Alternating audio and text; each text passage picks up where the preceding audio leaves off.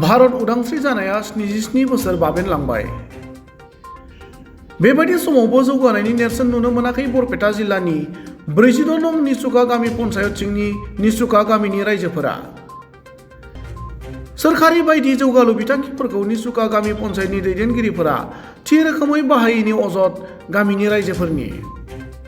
निसुका गामि पन्चायतनि दैदेनगिरिफोरा सोरखारि जौगालु बिथांखिफोरखौ थि रोखोमै बाहायैनि जाउनाव थांनाय गोलाव बोसोरनिफ्राय निसुका गामिनि रायजोफोरा सोरखारि खाबुफोरखौ मोननायनिफ्राय जानगाराव थानायजों लोगोसे लामाफोरनि थासारिया दासिम जौगानाय महर मोनाखै। गुबुन फारसेथिं हादरसेयाव गामि पन्चायतनि बिसायख'थिया गेजेराव साननैसोल' दंसै। बेबायदि समाव बरपेटा जिल्ला सिंनि 46 नं निसुका गामि पन्चायतनि बिबानगिरिफोरनि सायाव खुद्रिखांनाय फोरमायदों गामिनि रायजोफोरा।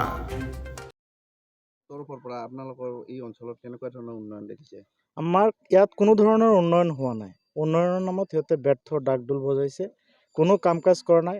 মাত্ৰ সিহঁতে ইলেকশ্যনৰ সময়ত আহে, ইলেকশ্যনৰ সময়ত আহি বিভিন্ন প্ৰকাৰে অজুহাত দেখুৱাই সিহঁতে ভোটকেইটা লৈ তাৰপিছত কোনো ধৰণৰ কাম কাজ নকৰে। বিগত 5 বছৰ কোন আছিল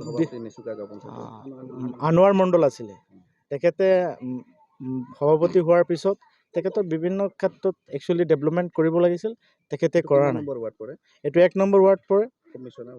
ৱাৰ্ড কমিশ্যনাৰ ৰমেন বুলি কয়, মেম্বাৰ আছিলে। আচলতে চৰকাৰী আঁচনিসমূহ সঠিকভাৱে ৰূপায়ণ হৈছে নে বা সঠিকভাৱে ৰূপায়ণ হোৱা নাই। অৰুণোদয়ৰ ক্ষেত্ৰত কওক, অৰুণোদয়বিলাক যিবিলাক পাব লাগিছিলে তেখেতসকলে পোৱা নাই।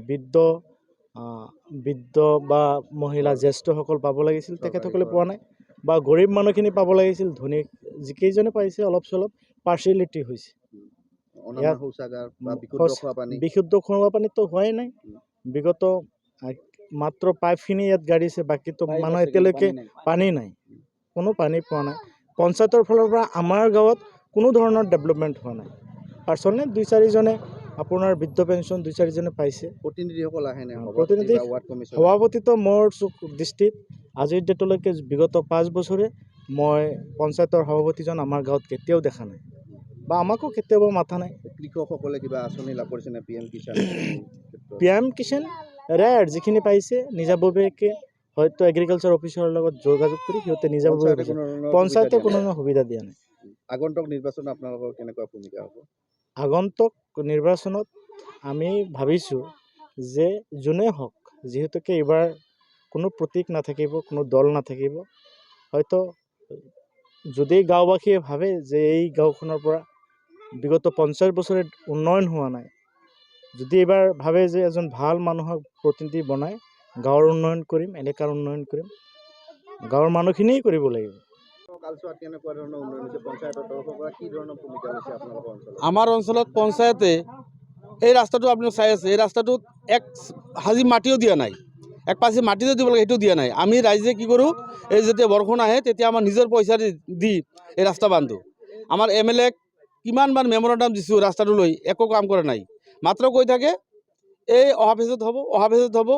ফেজ কোৱাতে কোৱাতে আমাৰ কাৰ্যকাল শেষ হৈ যাই আছে। আমাৰ জনপ্ৰতিনিধিৰ মাজত আমাৰ গাঁৱত এটা কাউন্সিলাৰ আছে, কাউন্সিলাৰৰ হাজেৰা খাতুন, আৰু আমাৰ পঞ্চায়ত প্ৰেচিডেণ্ট আছিল আনোৱাৰ মণ্ডল, সিও একো কাম নকৰলাক। আমাৰ মেম্বাৰটো জীৱনত অহাই নাই। তাৰমানে আমাৰ গাঁৱটোত একবাৰে অনুন্নত জেগা, ৰাস্তা দি এটা গাড়ীটো যাবই নোৱাৰে। কোনো এটা এম্বুলেঞ্চ আহিবলৈ হ'লে সেই আমাৰ চকত লৈ যাব লাগে।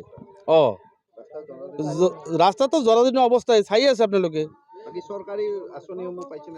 চৰকাৰী আঁচনিৰ মাজত চাওকচোন, এই বৰ্তমান যিটো আপোনাৰ এই অৰুণোদয় হৈ আছে, এই আমাৰ মানে BJPৰ 2-3জন মানুহক দিছে, এই চাই তাৰমানে টাউনৰ পৰা হেৰি লৈ আছে, মানে নাই সঠিকভাৱে ৰূপায়ণ হোৱা নাই।